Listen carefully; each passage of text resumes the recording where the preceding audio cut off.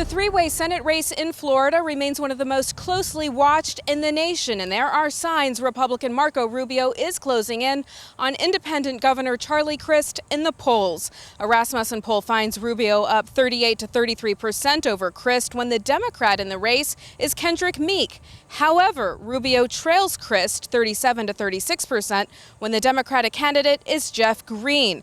The primary is later this month. I recently caught up with Marco Rubio at a campaign stop in West Palm Beach, Florida. Lots of Tea Party-fueled victories in the primaries for Republicans. You have been a Tea Party favorite. What kind of impact or difference do you see the Tea Party supporters making in your campaign? Well, it's been a huge support. It's a huge impact. And let me tell you, first, it's important for everyone to understand what the Tea Party movement is. It's everyday people from all walks of life, many who have never been involved in politics before, who are frustrated at both political parties and at the direction Washington is taking our country. They see this the greatest nation in all of human history, and an attempt by our leaders in Washington to redefine that, to turn us into a country just like everybody else. And they're expressing themselves all around the country. So without that sentiment, our candidacy would not even have been possible, much less successful.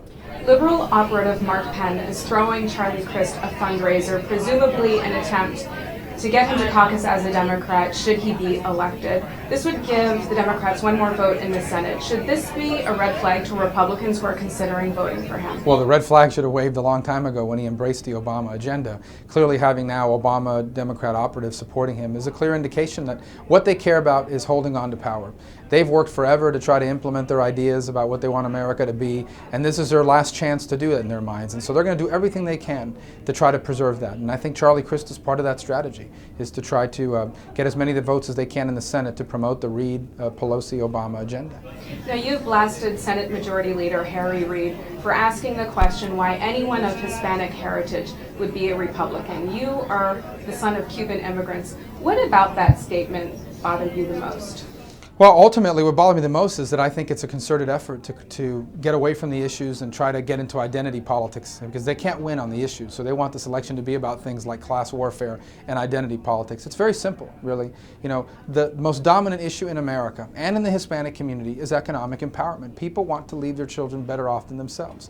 It's why my parents worked so hard for so many years, so that I would have the chance to do things that they couldn't do.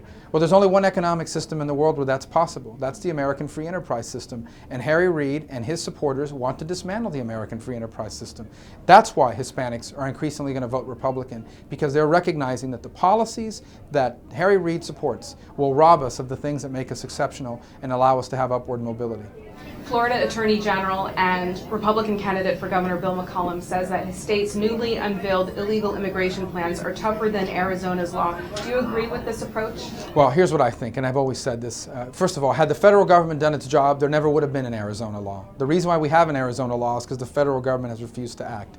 The second thing is, I want Arizona to serve not as a model for the other states, but as a wake-up call to the federal government to finally do its job. Look, there's no one in America that's more pro-legal immigration than I am. And my parents were immigrants. My grandparents were immigrants. My wife's parents were immigrants. I've grown up my whole life around immigrants. But we can't be the only country in the world that does not enforce its immigration laws. And that's what the Arizona law is about. It's a public safety measure. Now, what I want after that happens is for the federal government to finally wake up and say, okay, we're going to treat this issue of illegal immigration, and in particular border security, as something very serious. And when they finally do that, then we can get into the important work of modernizing our legal immigration system, which doesn't mean amnesty, but it does mean things like E-Verify, a workable guest worker program, and all sorts of other reforms that will help us have a legal immigration system that's good for America and keeps us secure. Now, there's been a push in some Republican circles to change the 14th Amendment and disallow birthright citizenship. What is your take on that? I would prefer that we spend our time and energy on border security, because if you get that right, these other issues take care of themselves. And I worry that our enemies, the people that don't want to see border security and don't want to see a modernization, who do support amnesty, that they're going to use this as an excuse to divert attention. We're on the right side of this issue. Republicans are the pro-legal immigration party, but you can't have a legal immigration system that works until you have border security. That's what we should focus our attention on. Now, you met this week with the Florida Medical Association and once again called for repeal of the new healthcare reform law. What should we replace it with? Well, we've got a 10-point plan to replace it with, including, number one, allowing every individual to buy health insurance from any company in America that will sell it to them across state lines. Allowing individuals to have the same tax benefit as their employers do when their employers buy health insurance for them. Allowing associated plans to get together and buy and pool those resources and buy health insurance for their members.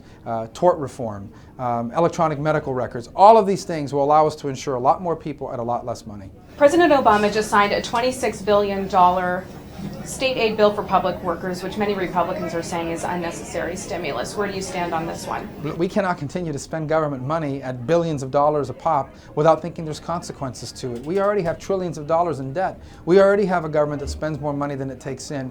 We need to focus on pro-growth tax strategies that will help grow the private sector, not continue to pour money into bailing out states and governments. Final question right now, back to Bill McCollum. He's in a tough primary race, gubernatorial primary race right now with Rick Scott.